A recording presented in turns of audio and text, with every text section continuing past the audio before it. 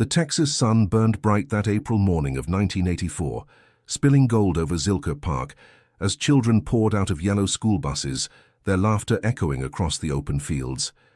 It was supposed to be a perfect day, the first-grade field trip every parent looked forward to.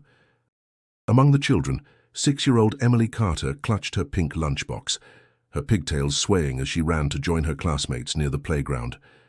No one imagined that within hours, her name would be whispered across every household in Austin. Before we begin, make sure to subscribe to the channel and join us for more stories where justice finds its way, even after decades of silence. Emily's teacher, Mrs. Evelyn Moore, checked her list twice as the kids lined up near the duck pond. 32 names, 32 bright faces.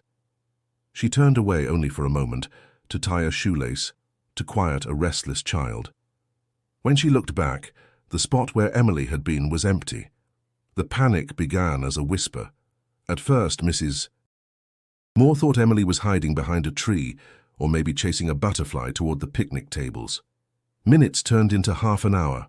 The chaperones split into groups, calling her name across the open park. "Emily! Emily Carter!" The laughter that once filled the air was now replaced by a strange, uneasy quiet. By noon, the police arrived.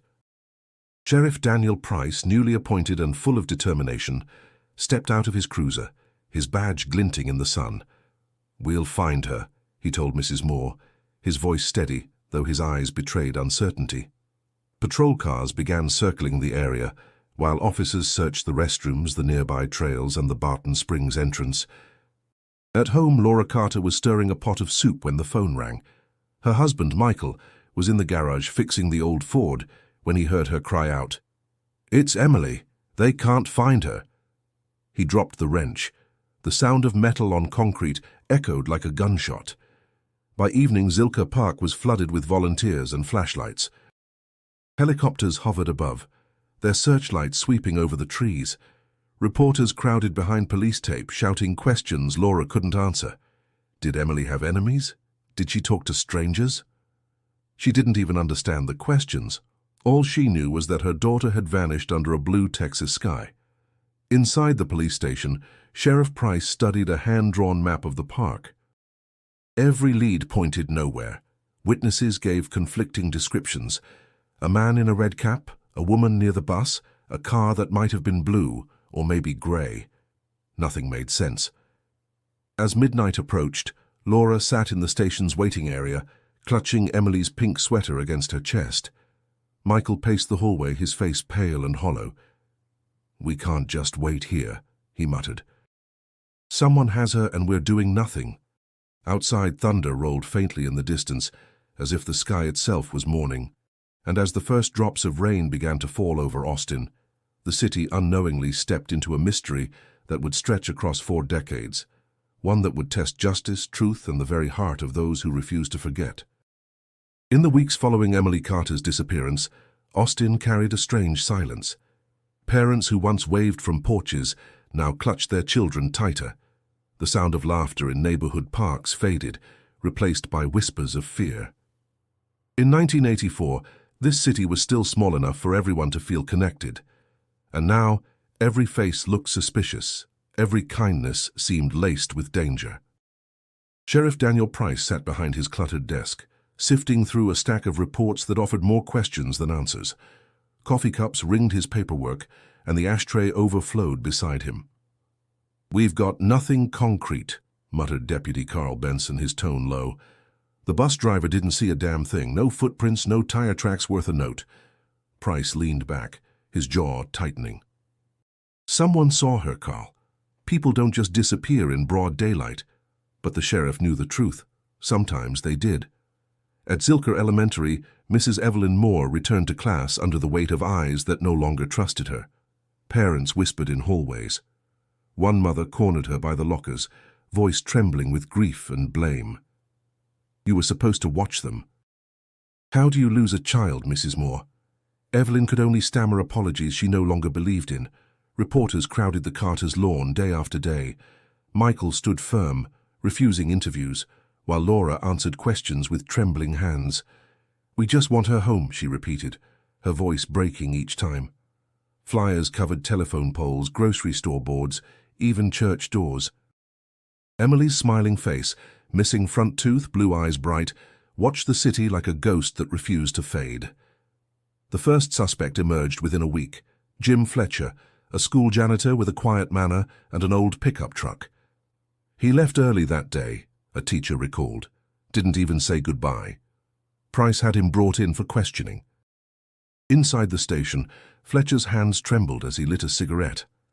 "I didn't touch that kid," he said, smoke curling between his fingers. "I've got nieces, Sheriff. I wouldn't hurt a soul." His alibi, fixing a pipe at a friend's shop, was thin, but not impossible. Price stared at him for a long time before finally nodding. "You step out of town without telling me, and I'll come find you myself." 2 days later, another tip came in. A parent volunteer seen near the restrooms around noon, talking to a man wearing a red baseball cap. But the witness couldn't recall the man's face, only that he didn't look like he belonged there. Each lead collapsed just as quickly as it appeared. The case began to feel like chasing smoke. By late May, search parties dwindled. The local paper printed its final headline on the matter: "A city still searching." Price stared at that headline long into the night, the newsroom photo of Emily folded in his palm. Outside, Austin's skyline glimmered faintly, a city trying to move on.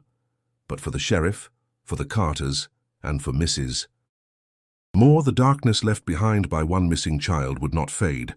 It was only beginning to settle in. Summer came early that year, but for the Carters, time stood still. Their house on Cherrywood Lane, once filled with warmth and noise, now echoed with unbearable quiet. The pastel walls of Emily's room remained untouched, the tiny bed neatly made, her favorite stuffed rabbit resting against the pillow, as if waiting for her to come home. Every night, Laura left the lamp on, whispering, "So she can find her way back."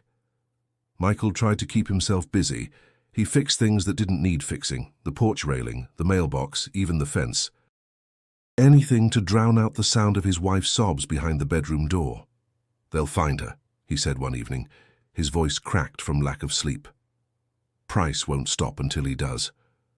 But even as he spoke, a small voice in him faltered. Reporters stopped coming by and the police stopped calling.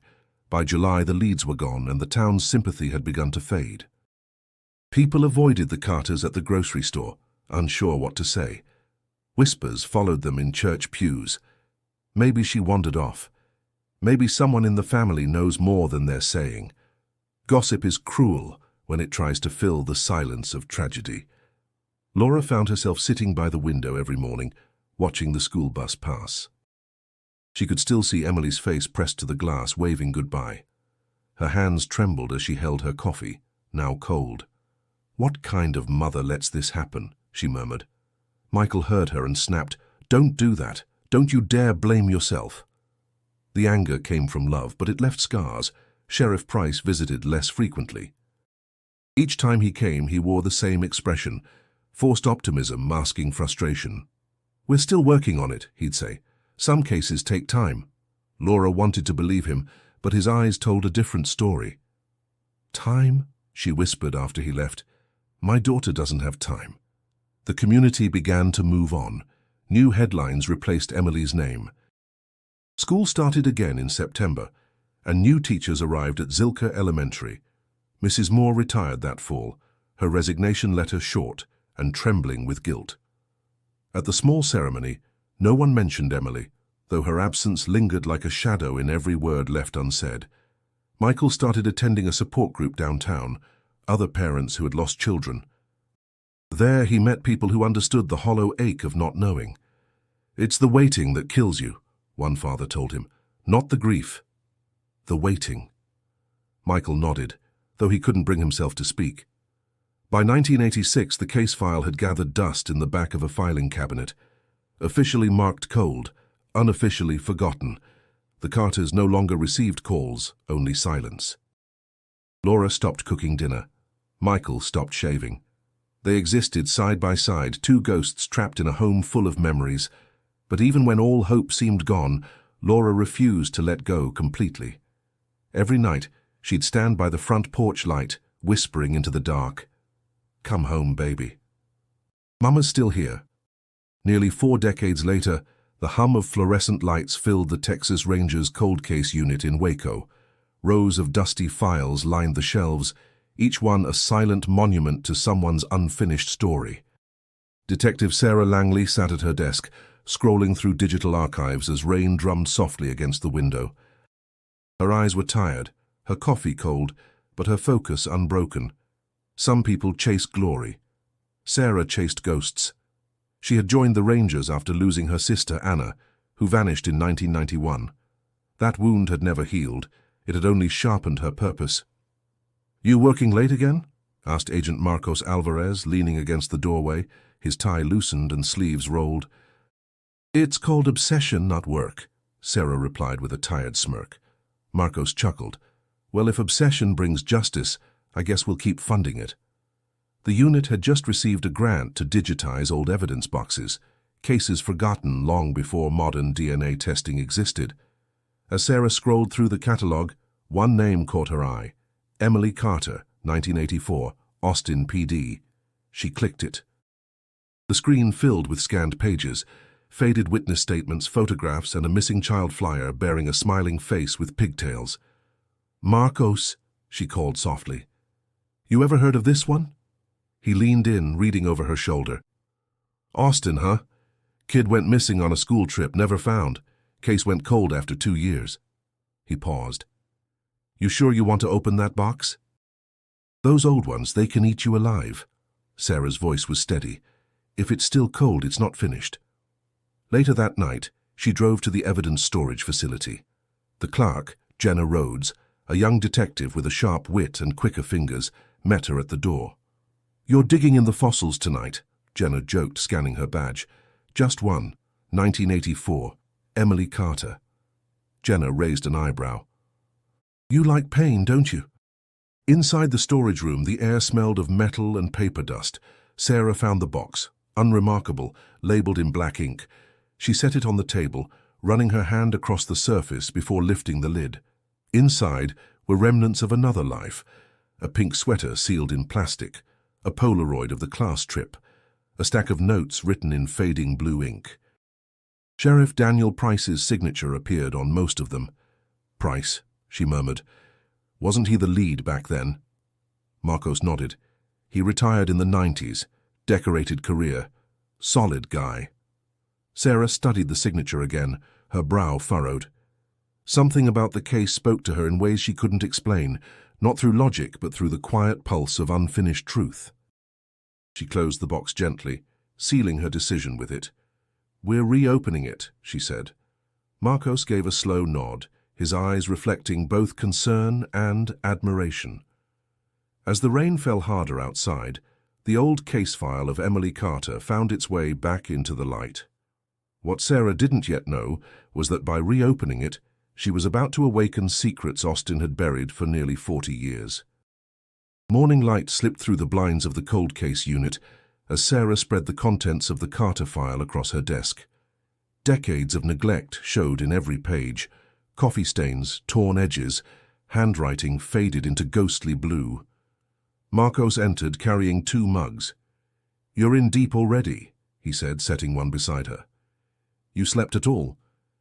She didn't look up. "Not since I opened this box." The inventory list was short: 1 child's sweater, 1 Polaroid, 1 notebook of witness statements, and 3 envelopes labeled Evidence A, B, and C. Sarah opened A first.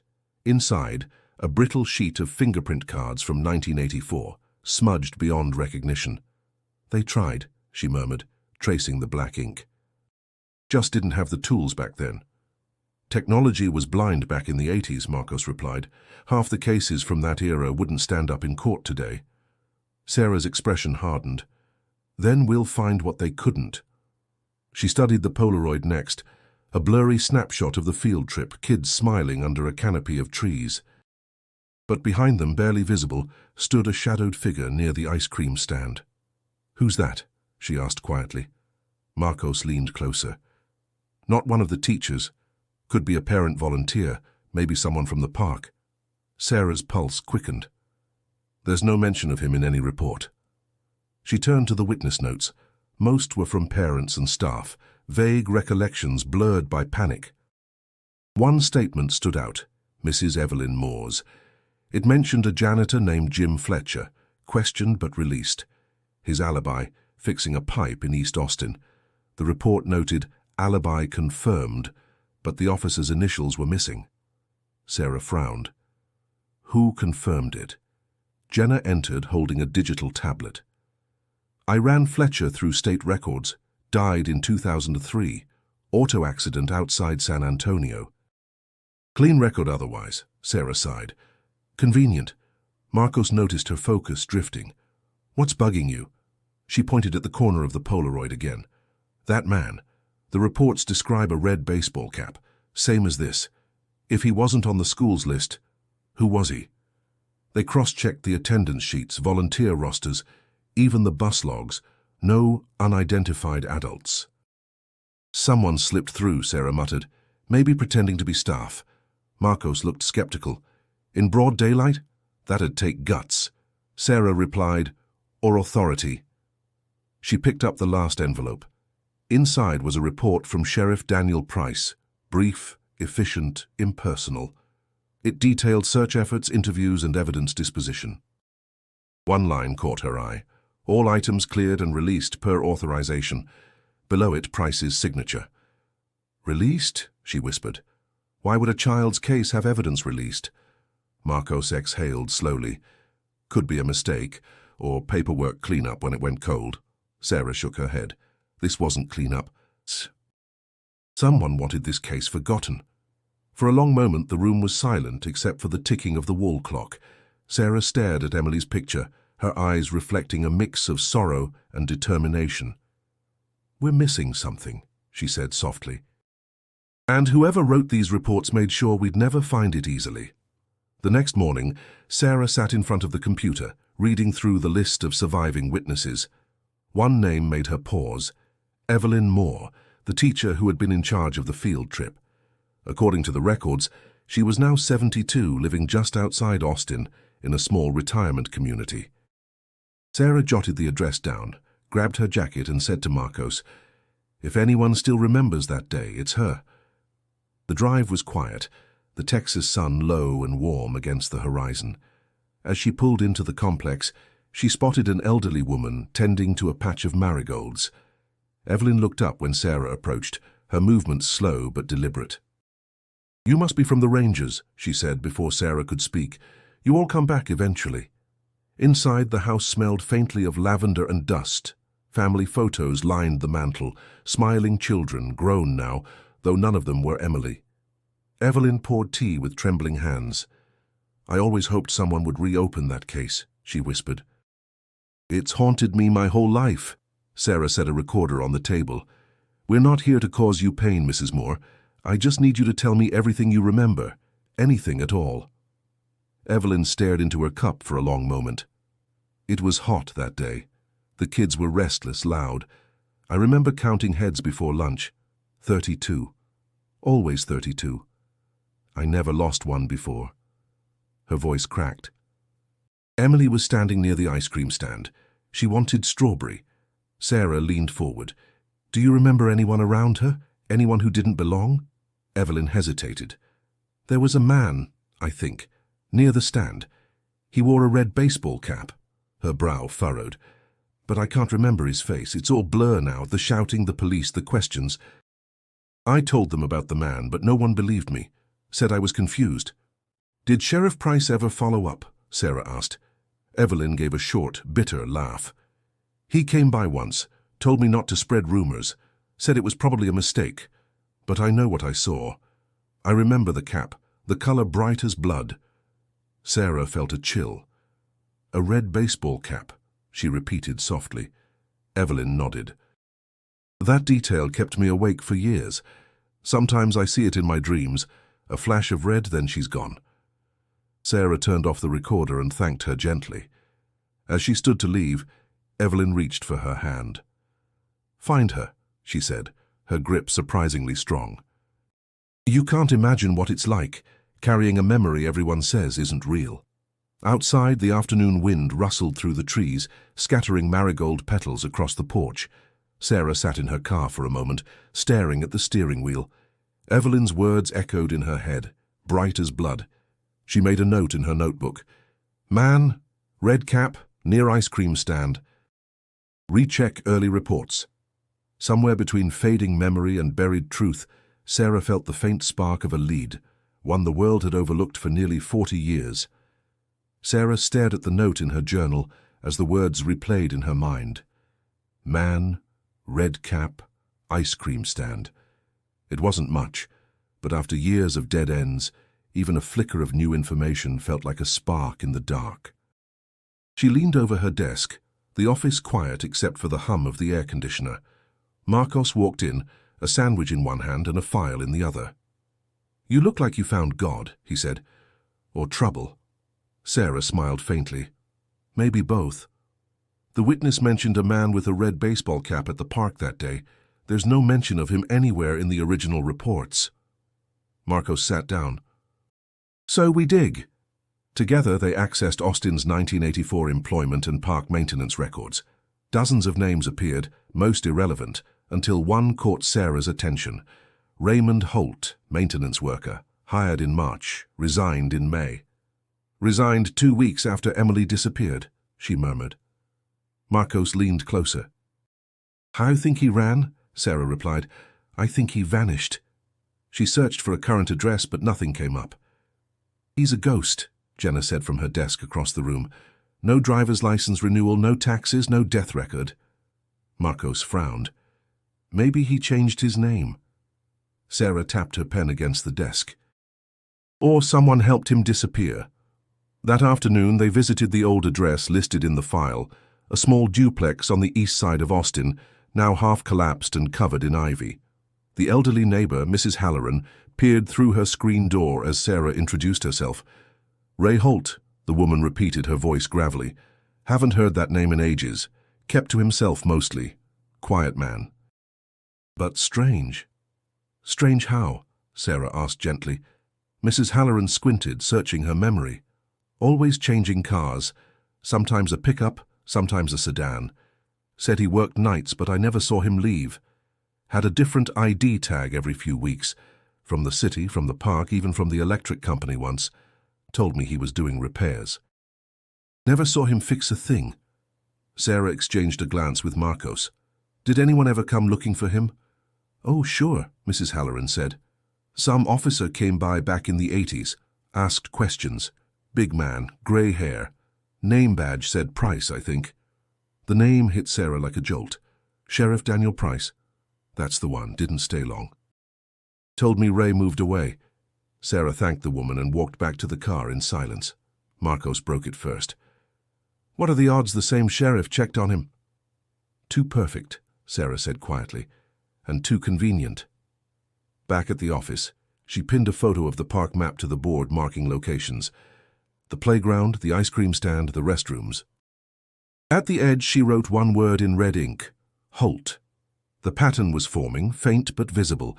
Someone in 1984 had known exactly where to look and exactly what to hide. Sarah felt it deep in her chest. The investigation was no longer about who took Emily Carter, but about who made sure no one would ever find out. By the time the sun rose over Austin the next day, Sarah was already in the office, sleeves rolled up, eyes fixed on the glowing monitor. The name Raymond Holt stared back at her, a ghost in the system. "Every record we pull up on this guy leads to a dead end," she said. "He's not real." Marcos entered with a folder under his arm. "I ran the Social Security number," he said, dropping it on her desk. "Issued in 1978 to a man who died in a car crash outside Dallas, 3 years before Holt showed up in Austin." Sarah's stomach tightened. "So whoever Holt was, he stole a dead man's identity." Jenna spun her chair toward them. "I checked employment records from other cities. There's a Ray Holt listed as a park worker in Fort Worth in 1982 and a maintenance tech in San Angelo in 1983. Same fake social, same signature." Sarah leaned back, rubbing her temples. "Same pattern, different towns." Marcos flipped open the file. "And guess what? Both places reported missing children within weeks of his employment." Silence filled the room. The hum of the air conditioner sounded suddenly too loud. Sarah's voice came low, steady. He's been doing this for years. They spent the day piecing together fragments, pay stubs, parking tickets, witness notes from old archives. The puzzle was jagged, incomplete, but one truth was beginning to form. Holt wasn't a man who disappeared. He was a man who erased. Late in the afternoon, Sarah and Marcos drove to the Texas State Archives to dig deeper into missing persons cases from the early 80s. Under the sterile fluorescent light, Sarah flipped through microfilm until her eyes blurred. She stopped when a headline caught her attention. Dallas Girl 7 still missing after local fair disappearance 1982.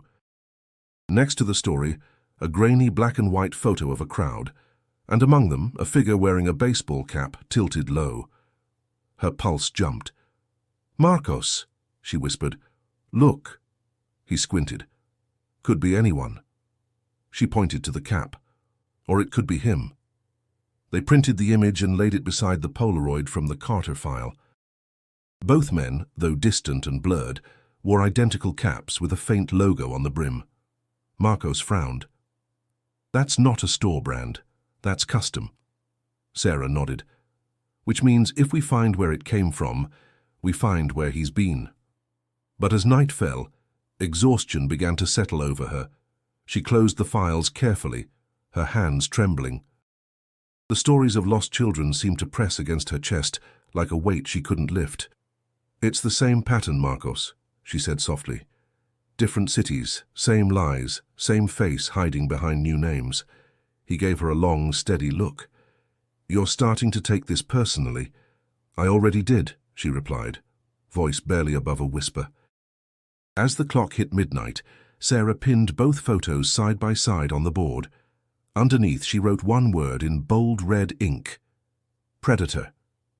Days blurred into nights as the Carter case consumed every corner of Sarah's mind. The evidence board now covered nearly an entire wall. Photos, maps, newspaper clippings, names connected by red strings like veins pulsing with unanswered questions. Jenna walked in holding an evidence envelope. "This came from the old Austin storage vault," she said. "Wasn't logged in any system. You're going to want to see it." Sarah opened it carefully. Inside was a single manila folder and a small sealed envelope dated May 1984. The handwriting on the label was familiar: Sheriff Daniel Price. "He authorized this?" Sarah asked. Jenna nodded. "Looks like it was tucked in the back of the original case file, probably misplaced for decades." Sarah peeled the seal open and found a scrap of paper and a faded photograph. The note read, "Received anonymous mail, no return address, contains possible trace evidence, hold for lab." But there was no lab report attached. Inside the envelope was a small swab sealed in plastic, old, brittle, but intact. Marcos leaned over her shoulder. "Is that what I think it is?" Sarah exhaled slowly. "If this was ever tested, there'd be a record. There isn't." She held the bag up to the light. "It's saliva, maybe from a letter or tape." Marcos grinned. "Then we're in business." They sent it to the Modern Forensics Lab in Dallas for expedited DNA analysis. The wait stretched into days that felt like months. Sarah couldn't sleep, replaying everything. Holt, the cap, Price's notes. When the call finally came, she answered before the second ring. "This is Langley." "Detective," said the lab tech, his tone cautious. "We got a full DNA profile from your sample. You might want to sit down." Sarah's pulse quickened. "Tell me." "The match is to a living person, male, retired law enforcement, Sheriff Daniel Price." For a moment, Sarah couldn't breathe. "That's impossible," she whispered. "He collected the evidence himself." "I double-checked the chain of custody," the tech continued. "The DNA's not from contamination. It's part of the original sample. We verified twice." She hung up and sat motionless. The hum of the office seemed to fade, replaced by the rush of her heartbeat. Marcos looked at her, concern deepening. "Bad news?" Her voice came out hoarse. "It's him, Price." Marcos froze. "You're saying the lead investigator left his own DNA inside the evidence envelope?" She stood, pacing. "It doesn't make sense, unless..." Her voice trailed off. Marcos rubbed his temples. "We need confirmation, Sarah. You can't accuse a decorated officer based on a 40-year-old sample." "I'm not accusing," she said. "I'm following the evidence." That night she stared at the Polaroid again, the blurred figure in the background, the broad shoulders, the stance. Something about it now seemed hauntingly familiar. For the first time since reopening the case, Sarah felt the chill of betrayal seep through her determination. The man once praised for leading the search for Emily Carter might not have failed the investigation. He might have buried it. The next morning, Sarah arrived at the office before dawn, her stomach twisted with disbelief. The name Daniel Price kept circling her mind like a ghost that refused to rest. For 40 years, he'd been hailed as the man who never stopped searching for Emily Carter. Statues, plaques, even a scholarship bore his name. Now his signature sat on the very evidence that condemned him. Marcos entered quietly. "You didn't sleep, did you?" he asked. She shook her head. "How do you process something like this? A sheriff, a hero, turns out to be the monster he was chasing?" He sat across from her, voice low. "We need to tread carefully. You go public with this, the department will close ranks faster than you can blink." "I'm not after publicity," she replied sharply. "I'm after truth." Sarah sent a discreet request to Internal Affairs for archived personnel files on Price, careful not to trigger alerts. Hours later, she received an encrypted link. Inside the file were glowing commendations, but also minor reprimands, unrecorded overtime, unauthorized evidence removal, missing chain of custody forms. "He was sloppy," Marcos murmured, scanning the pages, "or he thought no one would ever look." Sarah leaned back, her mind racing. He knew exactly what he was doing. This wasn't carelessness, it was control. That evening she drove to a small town south of Austin, following the address listed in his retirement record. The sun dipped low behind the hills as she parked in front of a modest ranch house with a rusted mailbox. A nameplate read D. Price. An old man opened the door after a long pause. His hair was silver now, his eyes still sharp beneath thick brows. "Detective Langley," he said before she introduced herself. "I figured it was only a matter of time before someone came knocking." Her throat tightened. "You know why I'm here." He gave a faint smile. "I know what the file says. DNA doesn't lie, right?" "Not when the evidence is real," she answered coldly. "You were the last to handle that envelope." Price's expression hardened. "Be careful, Detective. You dig too deep into old graves, you'll find yourself buried in one." "Is that a threat?" "A truth," he said, stepping closer. "You think you understand what happened in '84, but you don't. Some things are bigger than a single missing child." Sarah's hands clenched. Emily Carter wasn't a thing, she was a little girl. Someone's daughter. For a moment something flickered behind his eyes, regret maybe, or guilt, but it vanished as quickly as it came. "You're chasing ghosts, Langley," he said softly, "and ghosts don't testify." She turned and walked away, heart pounding. Marcos's voice buzzed through her phone as she got into the car. "You okay?" "Yeah," she said, starting the engine, "but he knows. And he's not afraid." As she drove back toward the city, the last traces of daylight faded into shadow. She realized that uncovering the truth wasn't the hardest part. Surviving it might be. Rain swept across Austin that night, turning the streets into mirrors of restless light. Sarah sat in her car outside the office, gripping the steering wheel until her knuckles whitened. Every instinct told her to report Price immediately, but something about his words lingered. Some things are bigger than a single missing child. It wasn't a threat. It was a confession, disguised as warning. Inside the cold case unit, the air felt heavy, electric. Marcos looked up from his desk. "You went to see him, didn't you?" She nodded. "He knew before I said a word." "He's hiding something, Marcos. Something more than guilt. You think he still has evidence? I think he never let go of it." She called Jenna, who began tracing Price's financial and property records. Hours later, her voice came through the speaker. "Got something, a storage unit under a fake business name at Capstone Maintenance. Lease started in 1985, still active." Sarah grabbed her keys. "Send me the address." The facility was old. its paint peeling, its neon sign flickering against the rain. She used a master key from the department, heart pounding as the metal door screeched upward. The air inside was stale and cold, carrying the faint scent of dust and oil. Boxes, dozens of them, all neatly labeled with years and case numbers. Some bore official police tags, others had none at all. She knelt beside one marked Carter 84. Her hands shook as she cut the tape and lifted the lid. Inside were items she recognized, evidence that should have been logged decades ago, and things she didn't. Children's drawings, faded photos, newspaper clippings about missing kids across Texas. "Dear God," she whispered. She snapped photos for documentation, her mind racing. "Marcos," she said through the phone. "He kept everything. Files from other towns, even before Austin.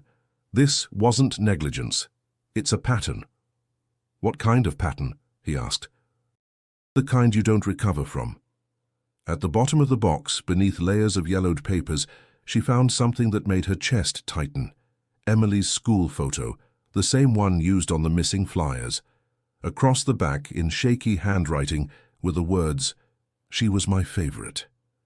For a moment, the sound of the rain vanished, replaced by the deafening rush of her own heartbeat. Price hadn't just mishandled the case, he had possessed it. She steadied her breathing, forcing herself to think clearly. This discovery could blow open not just a case, but an entire department's legacy. Still, part of her hesitated. If she turned this in immediately, it would go through internal channels, the same system that had protected Price for decades. She needed undeniable proof before the storm truly broke. "Marcos," she said finally, "don't tell anyone yet. Not until I have something that can't be buried again." He hesitated. "You're playing a dangerous game, Sarah." "Yeah," she murmured, closing the box. "But for the first time I know who's been dealing the cards." For 3 sleepless nights, Sarah reviewed every photograph, every file, every note from Price's secret storage. The truth was undeniable now.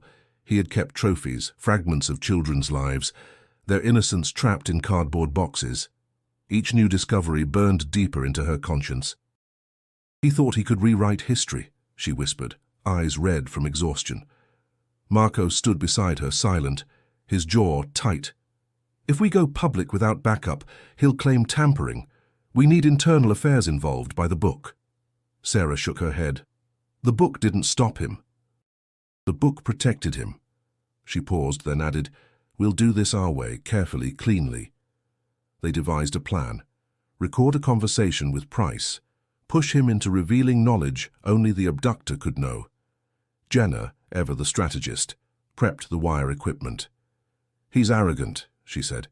"He'll talk if you make him feel untouchable." Sarah drove out at dawn. The sky was pale, the air thick with the promise of rain. Price's ranch sat quiet, his truck parked where it had always been. She walked up to the porch, steadying her heartbeat before knocking. He opened the door with a faint smile. "Detective Langley, couldn't stay away, huh?" "I came to give you a chance," she said, voice steady, "to explain what really happened." Price motioned her inside. "I already told you the past is dead." "No," she said. "The past is preserved in boxes, in handwriting, in photographs you weren't supposed to have." For the first time, his composure cracked. "You broke into my property?" "I recovered stolen evidence," she shot back.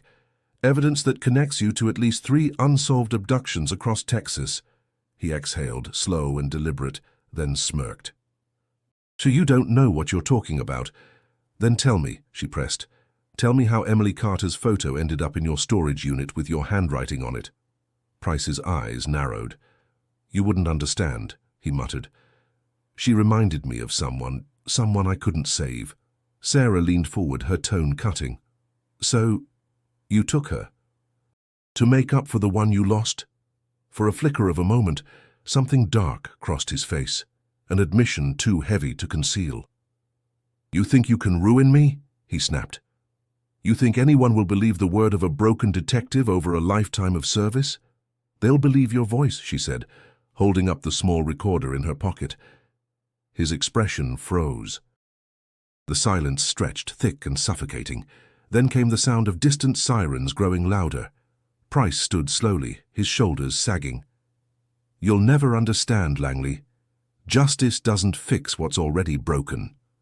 As the patrol cars pulled up, Sarah stepped back from the door. Officers surrounded the porch, weapons drawn but unnecessary. Price didn't resist. He simply looked at her one last time, a strange mix of pride and defeat in his eyes. "Tell them," he said softly. "Tell them I never stopped searching." The cuffs clicked around his wrists. Rain began to fall again, soft but relentless, washing over years of buried lies. The news broke like thunder across Texas. Former Sheriff Daniel Price arrested in 1984 cold case. Headlines filled every local station, every website, every radio segment. For many, it was just another shocking story of betrayal and power. But for the Carters, it was the end of a nightmare that had lasted a lifetime. Sarah stood in the precinct hallway as reporters shouted questions from beyond the glass doors. Marcos joined her holding 2 coffees. "You did it," he said quietly. "You actually did it." She gave a weary smile. "No, we did it. And so did Emily." Inside the interrogation room, Price sat handcuffed, his face pale, his eyes sunken. The once respected sheriff now looked like a man stripped of his legend. Across from him sat Sarah and a representative from Internal Affairs. A recorder blinked red on the table. "You ready to talk, Sheriff?" she asked. He gave a slow, tired nod. "I didn't plan it," he said softly. "It wasn't supposed to happen." She wandered off. "I found her near the restrooms. She was scared. I tried to calm her down." Sarah's stomach turned. "You abducted her?" He shook his head, eyes distant. "I just wanted to keep her safe. But when people started looking, I panicked. I couldn't bring her back. It got too big, too fast. So I buried the truth," Marcos whispered from the observation room. "He's not confessing to murder. He's rationalizing." Sarah leaned closer. "And the others? The girls from Dallas and San Angelo?" Price's jaw tightened. "I didn't hurt them," he said. "Not the way you think. You hurt every family that trusted you," she snapped. "Every parent who believed in your badge." He looked at her with something like pity. "You think locking me up fixes it? The world doesn't care about little girls, Detective. It forgets them." Her voice wavered, but she refused to look away. "Not this time." After the confession, Sarah stepped out into the cool night air. The courthouse steps were crowded with cameras, but she kept walking. Across town, Laura Carter sat in her living room, watching the broadcast with trembling hands. Her husband's photo hung on the wall behind her. He had passed years earlier, never knowing the truth. When Sarah knocked on her door later that night, Laura opened it slowly, her eyes already wet. "I wanted to tell you in person," Sarah said softly. "We found him. We found who took Emily." Laura's breath caught. "Is he—" "He's in custody," Sarah replied. "He confessed." Laura covered her mouth, silent tears tracing her cheeks. "I prayed for justice," she whispered. "But I never thought it would come." Sarah sat beside her, feeling the quiet weight of closure that wasn't peace, but something close enough to breathe again. As she left, Laura called out, "Detective Langley." Sarah turned. "Thank you," Laura said, "for remembering when everyone else forgot." Sarah nodded, her throat tight. Some stories deserve to be remembered. Weeks after the arrest, Austin began to breathe again. The story had spread far beyond Texas, reaching families who had carried their own unanswered grief. Vigils were held at Zilker Park, where the air was thick with candle smoke and whispered prayers. People brought flowers, photos, small stuffed animals, offerings to a memory that had finally been given a voice. For the first time in decades, the name Emily Carter wasn't spoken in fear, but in remembrance. Sarah stood among the crowd, hands in her coat pockets, listening as Laura Carter spoke at the podium. Her voice trembled, but her words carried strength born of decades of silence. "My daughter's story was taken from her," Laura said, "but today we take it back. Justice isn't about punishment. It's about truth, and it's about never letting the lost be forgotten." The applause that followed was soft, respectful, the kind that felt like a collective breath finally exhaled. Marco stepped beside Sarah, offering a nod. "She's stronger than I imagined." "She had to be," Sarah replied quietly. "Grief doesn't destroy everyone. Some people build from it."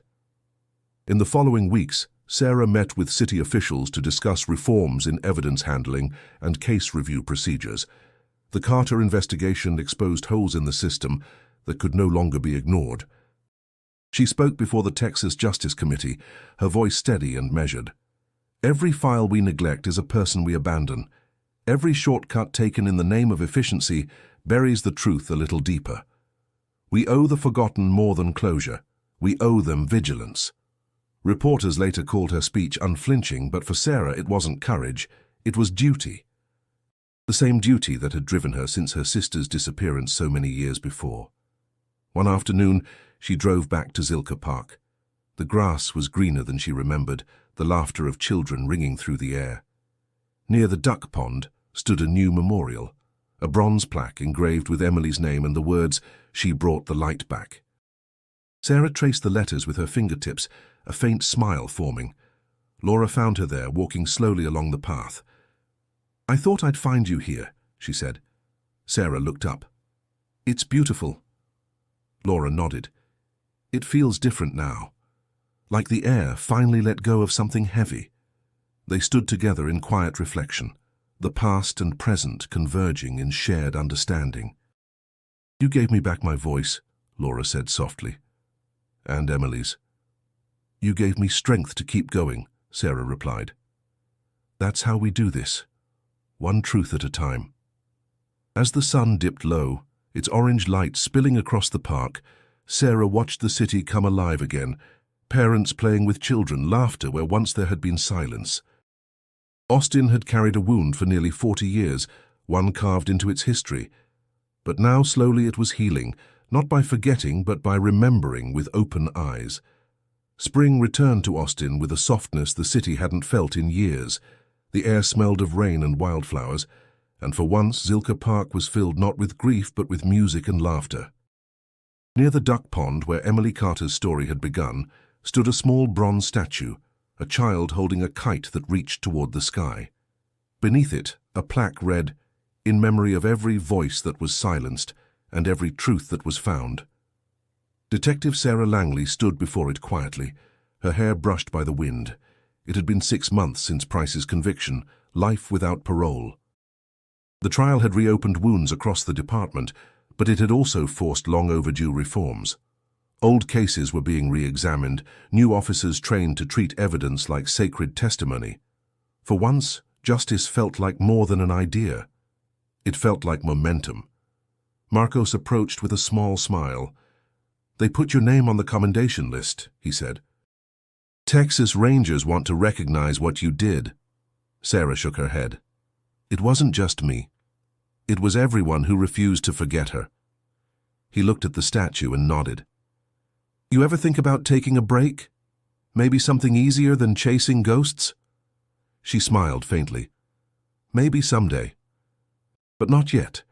They walked together toward the school just beyond the park, now renamed the Emily Carter Elementary School.